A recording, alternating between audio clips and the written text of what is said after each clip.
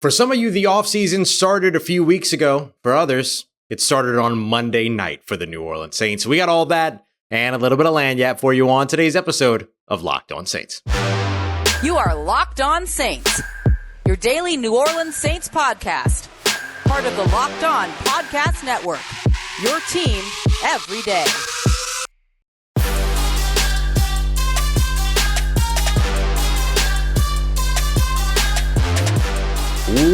What is good, Who Dat Nation and Who Dat family? Welcome into another episode of Locked On Saints, your daily podcast covering your favorite team, the New Orleans Saints, part of Locked On Podcast Network, your team every day. Thanks so much. As always, make it Locked On Saints your first listen of the day every day. Don't forget we're free and available on all podcast apps, including on YouTube as well. I'm your host, Ross Jackson, at Ross Jackson Nola on Twitter, your New Orleans Saints expert, credential member of the media, CrescentCitySports.com, USA Today's Saints Wire, Tuesdays on Locked On NFL, and here with you every single Monday through Friday on Locked On Saints. On today's episode, the season could be over, or kind of is over for the New Orleans Saints. So what's next? There are some big decisions looming for the New Orleans Saints brass, but first, it's a new low for the New Orleans Saints. Just when you thought that maybe that 13-0 shutout was as bad as it was going to get for the New Orleans Saints, they blow a 13-point lead with 5 minutes, 21 seconds, really just over 3 minutes by the time that first touchdown was scored by a driving and marching Tom Brady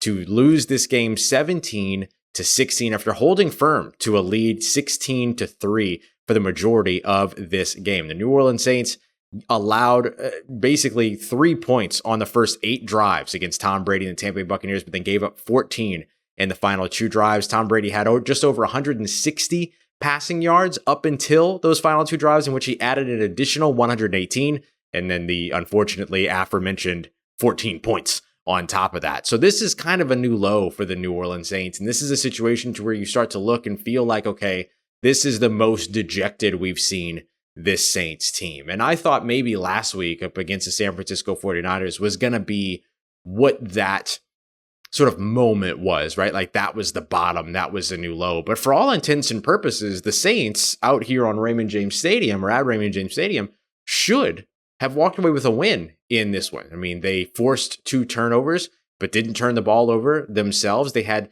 5 explosive plays on the day, only allowed 2, one of which was just over a 10-yard run, by the way, because your explosive plays are 10 yards or more on the ground. As David Harrison of Locked On Bucs and I were discussing earlier, when you look at the stat sheet and you look at pretty much everything but those final 2 drives, it sort of feels like the Saints should have won this game, but they weren't able to close it out late. Why did that happen? Well, there's 2 different ways that you can look at it, and really, I've seen people arguing that it's one more than the other. It's both. The first of which is that you saw a New Orleans Saints team that scored only 16 points, which meant that they also came up empty in terms of touchdowns on 3 red zone possessions, 0 of 3.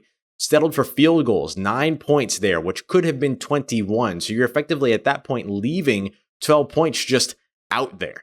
And that ended up being a huge deal. You score one of those touchdowns, as Andy Dalton observed in his post-game presser. That's a 5-point lead after the last touchdown with an extra point waiting to narrow it down to a 4-point victory for the New Orleans Saints. That's a massive drop off in terms of what the potential could have been over in the offensive side and what it wasn't. And we've seen this time and time again, the New Orleans Saints unable to finish drives in the red zone. It's been a consistent issue for them, and it has been one that has kind of plagued this team throughout the season, and is one that's honestly confusing to me because starting off for the season, they were fantastic in that area. And one of the things that they had highlighted was their ability to score points. And as of late, we haven't really seen that. The other piece that you look at in terms of the offense not being able to score was the offense also not being able to get a first down. You watched on a second and 8 or so, Mark Ingram run out 1 yard shy of a first down, and then 3rd and 1. And let's be real, like that had to do with an injury. He got hurt and he ran himself off the field. He posted an apology to his teammates, to his organization, and even to the city. So there you go. Mark Ingram apologized to New Orleans before Anthony Davis took time to thank New Orleans. And what you saw there was him basically dealing with an injury, running out of bounds a yard early. And then what happened the very next play? They call a slant and they've put the ball in the air as opposed to throwing the football. The old Russell Wilson or the old, I guess it wasn't. Yeah. Yeah, the old Russell Wilson. That's exactly right. Not going with Marshon Lynch. You're Marshon Lynch in this situation on a 3rd and 1. Absolutely Taysom Hill. And instead, they decide to throw the ball. Comes up incomplete. 4th and 1 on your own 44. Go for it, right? Nope. The Saints punted it away. Then you look at their inability to convert a first down when it came to turning the ball back over after that first 2-minute drill sort of drive that resulted in touchdown, narrowed the lead to within 6 points, 10-16. And the Saints not able to put it together long enough to keep the ball in their hands and out of the Tampa Bay Buccaneers' hands. One of the big keys to this game that we talked about was the New Orleans Saints needing to play keep away, needing to play the ball control game. Didn't do it when it was at its most important during this game. 12-play drive at one point, came up with 3 points. So you saw the offense leaving points on the field, not being able to keep the ball in their hands in the most pivotal moments. On the opposite side of that, a defense unable to stop Tom Brady and the Tampa Bay Buccaneers. And I get it, it's Tom Brady, but the Saints have done it before. The Saints have stopped him before. You think about the PJ Williams pick 6 in the Superdome last year, all of those things. They have found ways to limit this offense, and they did it over and over and over again, drive in, drive out, all throughout this game, up until it was at its most important. One of the other things that I'll point out over on the offensive side was you saw like a big 2nd and 10 late in the game where Andy Dalton took a very just ill-timed sack. And during that play, you had Kirk Merritt on the field, who I think is an incredibly athletic and talented player, but he's not one of your star players in a time to where you need to put the game away. And they were trying to run a route that was specifically designed to Taysom Hill. And we saw Taysom Hill get many opportunities. Another drop pass down. He took a big hit, but another drop pass down the seam that could have been a big moment for them to extend their drive and potentially put the game away. But where was Chris Olave? Where was Rashid Shaheed? Where was Alvin Kamara in that part of the game plan where you're trying to ice this game and put it away? I made this observation during the postcast. You're so used to watching the New Orleans Pelicans now, if you're a New Orleans sports fan. And what are one of the things that you always see with that? And we see this all the time in basketball. They have closers. They have players that are the ones that are out there when the game matters most. Why the New Orleans Saints continuously take their superstar players off the field in moments that matter most is beyond me. So there's a couple of different things that you can point to here, but really, it's a collection of all of it. You have a 13-point lead, 2 drives in with less than 3 minutes left or just over 3 minutes left in the game. You got to be able to put that away. You get the ball back in your hands on the offensive side and an opportunity to ice the game. You got to be able to ice the game. Both went wrong, and both end up being a pretty massive indictment on head coach Dennis Allen. Maybe the biggest indictment on him thus far. Lots of key people exasperated after this loss, and it was a brutal one here in Raymond James Stadium. So that's going to lead to some big decisions that are going to have to be made at head coach, at coordinator roles, and beyond. So what are some of those big decisions that the New Orleans Saints make? Where would I go? Where do I think they will go? We'll break all that down as we continue on with today's episode of Locked On Saints. Today's episode of Locked On Saints is brought to you by our friends over at LinkedIn. LinkedIn Jobs is absolutely your number one destination when it comes to looking for jobs. But did you know if you're looking to hire, LinkedIn Jobs can get you taken care of there as well. And you can post your job for free in the process of doing it. It doesn't end there. They give you a bunch of tools and everything too to make sure that you are getting the quality hires and quality candidates that you want to talk to and that you're getting to them faster. This is one of the things that has made LinkedIn voted number one when it comes to small businesses in returning your quality candidates versus all of the leading competitors that are out there. They also give you tools like screening questions to make sure you're getting folks that are the right experience, that are exactly what it is, maybe culture fits, things like that you're looking for your organization. So LinkedIn Jobs is here to help make sure that you talk to the candidates that you want to talk to, the qualified ones, faster than ever before. You can post your job for free today over at linkedin.com/lockedonnfl. Once again, that is linkedin.com/lockedonnfl to post your job for free. Terms and conditions apply. All right, family, continuing on with today's episode of Locked On Saints. What are some of the big decisions that the New Orleans Saints are going to have to make maybe before this season is out and certainly into the offseason? We're going to break that all down as we continue on with today's episode. Once again, we appreciate you so much for making Locked On Saints your first listen of the day every day. Don't forget to also make sure your second listen today is Locked On Sports Today. Get all the news from around the world of sports. Brought to you by the local experts, giving you the local angle, local insights that only Locked On can provide. You can find that wherever you get your podcasts, on YouTube, or, well, wherever you get your podcasts. Appreciate you, as always, for being here with us. New Orleans Saints are going to have some big decisions to make over the course of the offseason, and honestly, they might have some big decisions that they need to at least start gathering some information on before this season is out. What are some of those things? Well, we have to start, of course, at the very top with Dennis Allen. Dennis Allen, New Orleans Saints head coach, now 4-9, secures the New Orleans Saints' first losing season since the 2016 season. Ouch. Yikes. Everything kind of had a big turnaround for the New Orleans Saints starting in 2017. Dennis Allen was a part of that over on the defensive side, sort of finally being able to kind of build the defense that he really wanted, getting Marcus Williams in the draft, getting Marshon Lattimore in the draft, so on and so forth. But really now that he's moved into this head coaching role, a lot of eyes are on him, of course, because he's the most important position when it comes to the coaching staff. And fans have sort of already been calling for his job from, well, weeks ago. Could the New Orleans Saints be leaning that way as well? I personally think that it would take a big time philosophy shift. Maybe the New Orleans Saints decide, you know what we need is an offensive head coach as opposed to a defensive head coach. If that were the case, then it would make a ton of sense that the New Orleans Saints would then go in a different direction in terms of what they want to do at head coach and what that could mean for Dennis Allen moving forward. I personally would make that decision if I'm being 100% honest. I think that you've seen now what it is that Dennis Allen is, what he brings you, all of that. You have to make the decision as an organization whether or not that works or fits for you. Is the culture, is the continuity, is the cohesion, or those things, kind of the idea or the facade of those things more important than the translatable success or lack of success that you've seen so far from this team, which is now 4-9.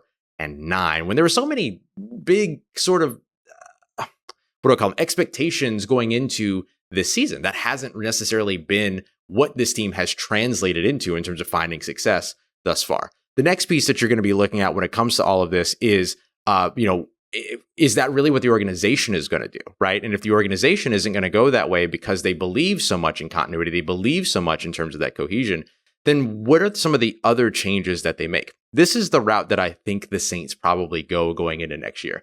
They very likely give Dennis Allen a second season, give him a chance to maybe kind of build the roster a little bit more in terms of what it is that he's looking for, get his quarterback, find his offensive coordinator, and then potentially make some changes there. That's where I think the Saints will likely make changes. Will be at the coordinator roles and maybe other places on the coaching staff. Pete Carmichael, play calling, we just mentioned what it is that the New Orleans Saints struggled with in this game, and one of the things that has led to their struggles throughout the season is kind of the lack of their playmakers being on the field at the biggest moments of the game, right? You want your big players on at big moments to make big plays. That's what we see all the time in professional sports.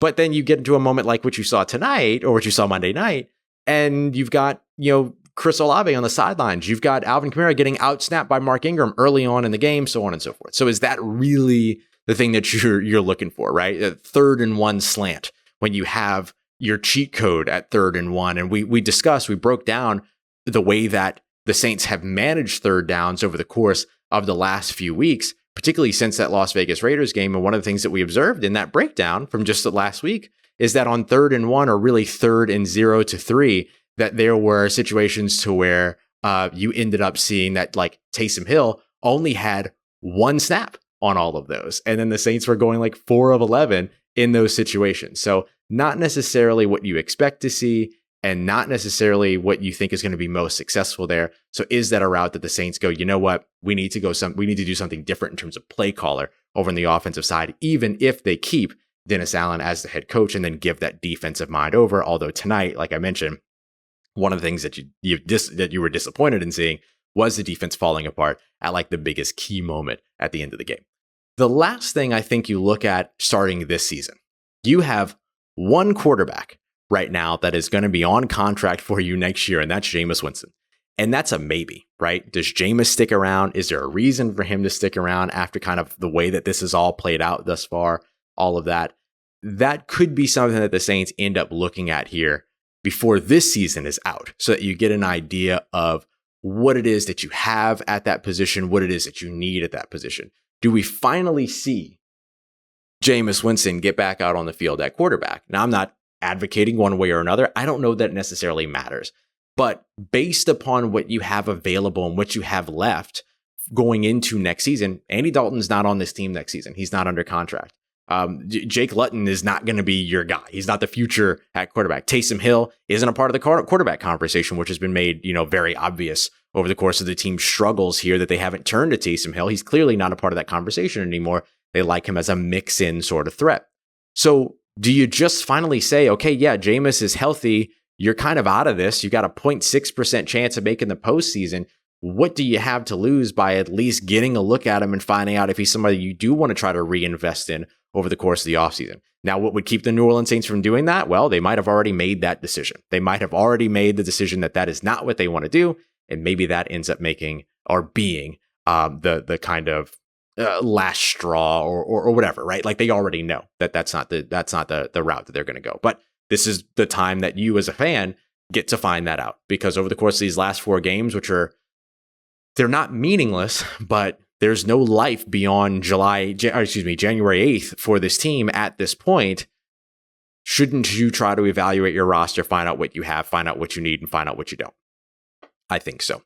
Coming up next, though, we're going to break that down a little bit further. What are some of the things that the New Orleans Saints could stand to get a look at in the team's final 4 games following the bye week?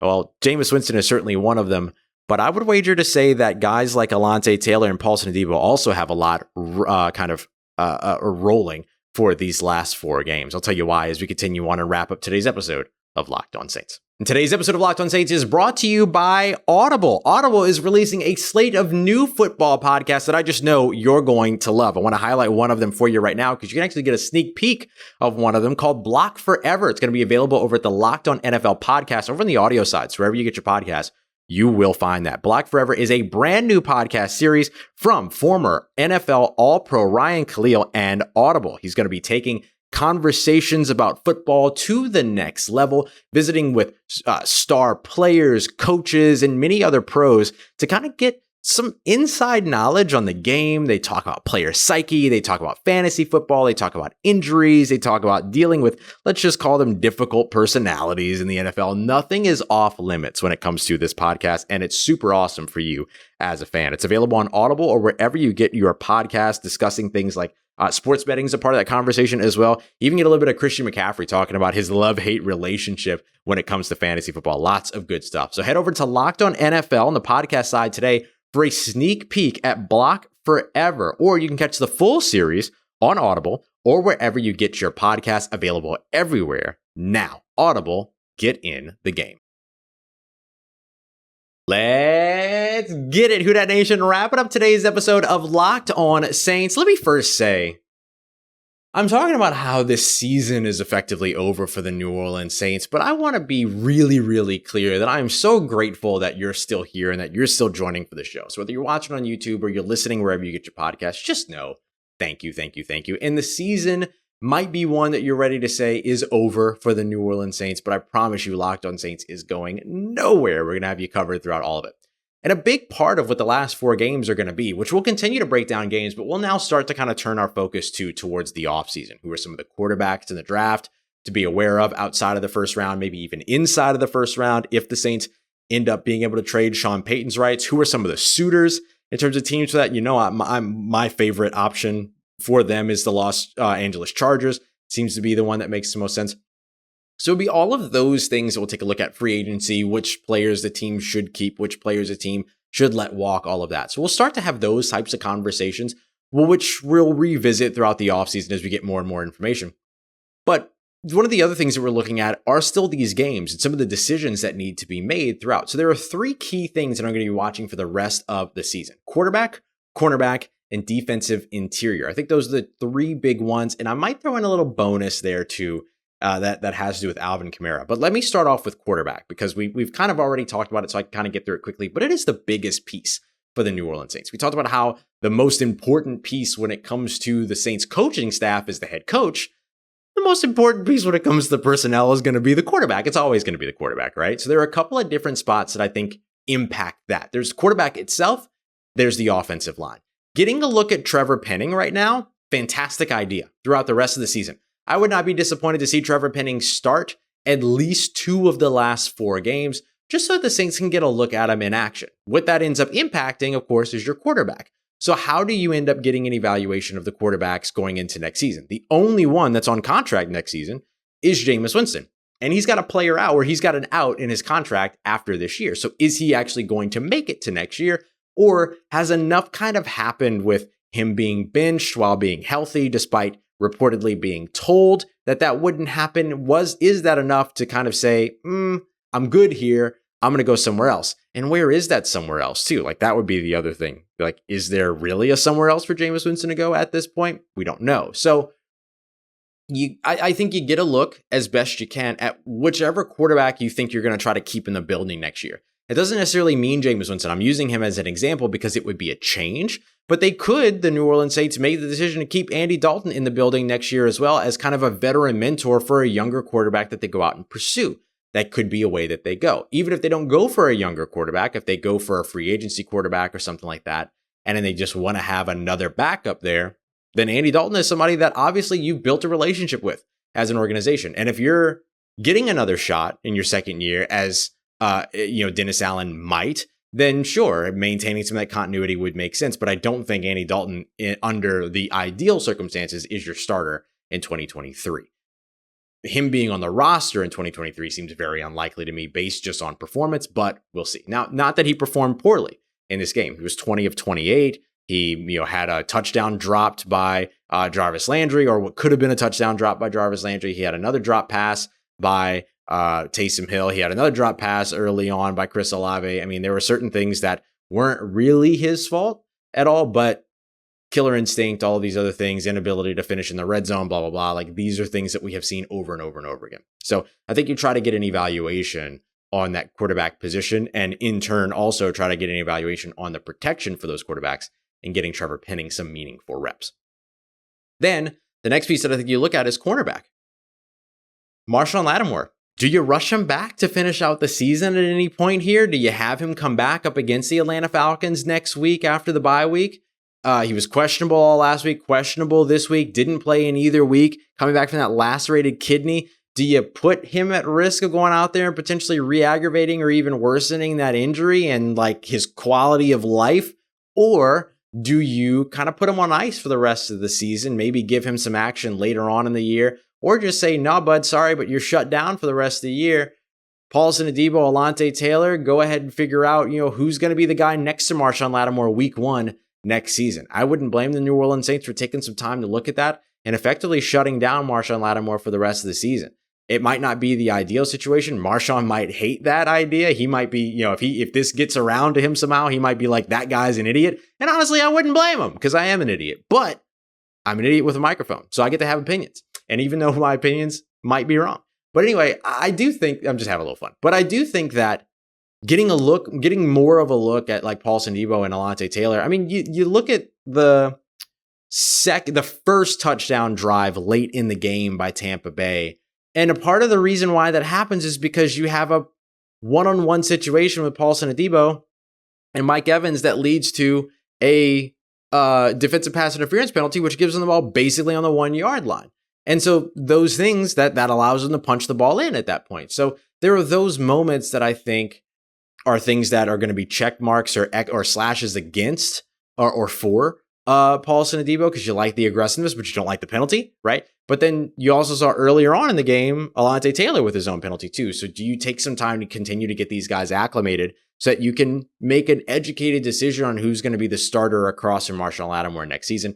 Or is it of more value to actually see them across from Marshon Lattimore this season? So that could be the thing too. If they do decide to bring back Marshon late in the year, and let's say you get 2 more games out of him. Let's say you get 4 more games out of him. 2 games with Paulson on the opposite side, 2 games with Alontae on the opposite side. That could be a way to look over at cornerback.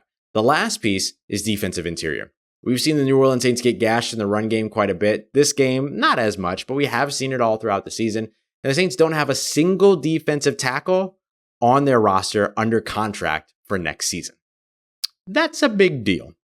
So I think David Onyemata is somebody you go back to and you try to get him a new contract. I don't think you have to pay him as much now as you might have thought you had to pay him because his seasons have been pretty inconsistent. He had the suspension early on last year. I know that, but he's been pretty inconsistent. He hasn't been the guy that we're accustomed to seeing. Do you keep Kentavious Street around? Do you keep Shy Tuttle around? Very likely because of his contract situation. Do you keep, some of these other guys, Malcolm Roach, for instance, do you keep those guys around? And some of them are going to be on restricted free agent deals, stuff like that, which gives you an opportunity to indeed keep them around. But I do think that that's a spot that you need to address in the draft and free agency, all of that. So getting a look at exactly what it is that you need there over the course of these past few games could be something that ends up changing your front seven. Because the front seven has been a little disappointing so far this season. And that has nothing to do really with the linebackers. That kind of just has everything to do with the defensive line, which continuously gets beat by opposing offensive lines. We saw several examples of that here today against the Tampa Bay Buccaneers, and certainly have seen it throughout the season elsewhere as well. I'll add one more because I mentioned that I might.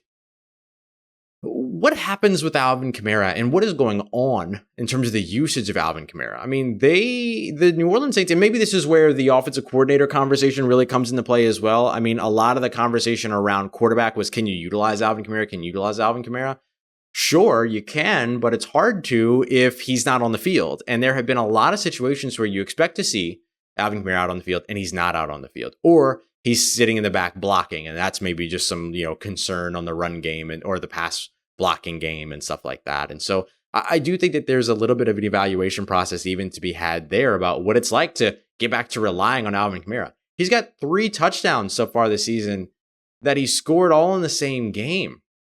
This is not what we're accustomed to seeing from AK and the New Orleans Saints offense. It's a bit of an identity crisis in terms of how to utilize him, how to get him out there. So either you try to get more creative in terms of your play calling, if you Pete Carmichael, in the hopes of keeping your offensive coordinator in play calling position next season if you still want it, or maybe you even make a change at offensive coordinator and you give, or not necessarily offensive coordinator, but you make a change at passing, at play caller, and you give Ronald Curry an opportunity to call plays at the end and see what he can do with Alvin Kamara and with these weapons, so on and so forth. So there's a lot of interesting things that the Saints can do over the course of the past 4 weeks, 5 weeks if you include the bye week, but 4 weeks. And then having that bye week gives them time to set all of that up. There's a lot of different things that they can do, a lot of different things that they can try that keep them interesting towards the end of the season, just based upon the future output of what they might be going into 2023, based upon what they learn here in 2022.